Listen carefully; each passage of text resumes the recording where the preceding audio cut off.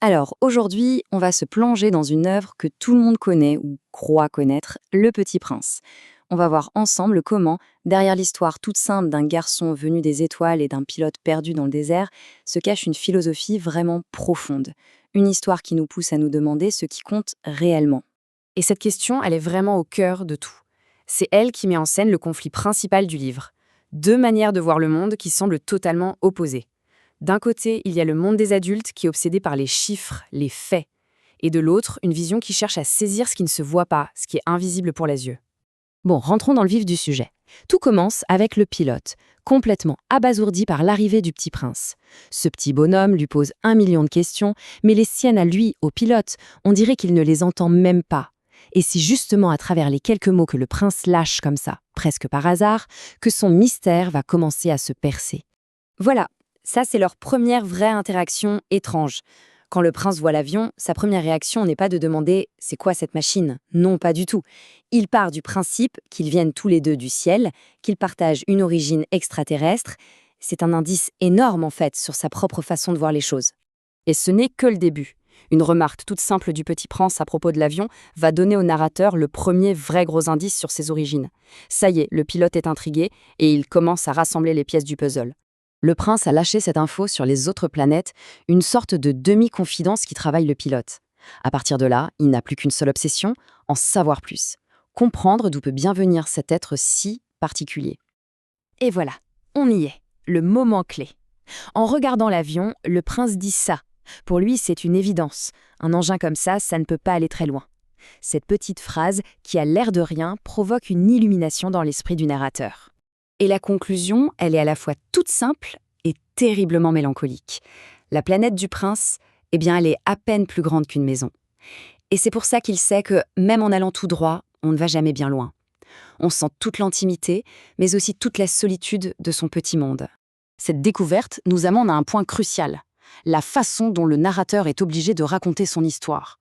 Pour que les grandes personnes le croient, il doit tout traduire en chiffres. C'est le seul langage qu'elle semble capable de comprendre. Alors voilà, il faut un nom, un numéro, l'astéroïde B612. Le narrateur nous donne ce nom, il nous le confie parce que, dit-il, les grandes personnes aiment les chiffres. Sans ce genre de détails qu'elles considèrent comme sérieux, son histoire n'aurait aucune valeur à leurs yeux.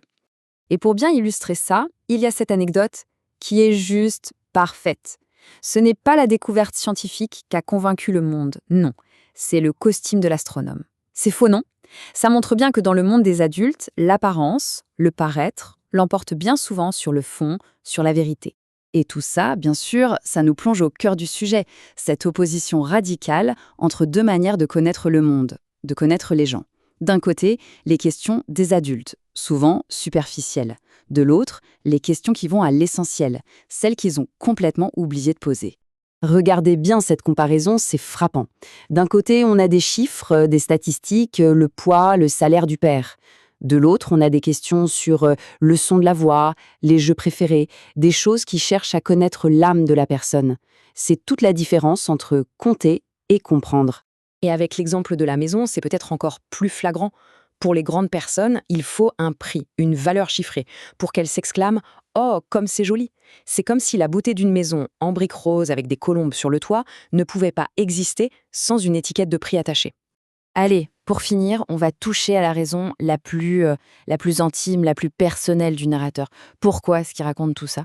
Pourquoi est-ce qu'il se remet à dessiner alors qu'il trouvait ça si difficile? La réponse est aussi simple que poignante. Il le fait pour ne pas oublier. C'est triste d'oublier un ami, c'est ce qu'il nous dit. Alors le fait d'écrire, de dessiner, c'est une véritable lutte contre le temps, contre la perte de ce souvenir si précieux et de tout ce qu'il représente. Et c'est ça, sa plus grande peur, sa plus grande tristesse, cet aveu terrible qu'il risque lui aussi de devenir comme les autres, de ne plus voir que les chiffres. En oubliant son ami, il a peur de perdre une partie de lui-même, celle qui savait voir l'essentiel. Au final, cette histoire nous renvoie à une question fondamentale qui nous concerne tous. À force de se concentrer sur les chiffres, sur les apparences, sur ce qui se voit, quelles sont les choses essentielles que l'on risque d'oublier, ou peut-être de ne jamais voir du tout?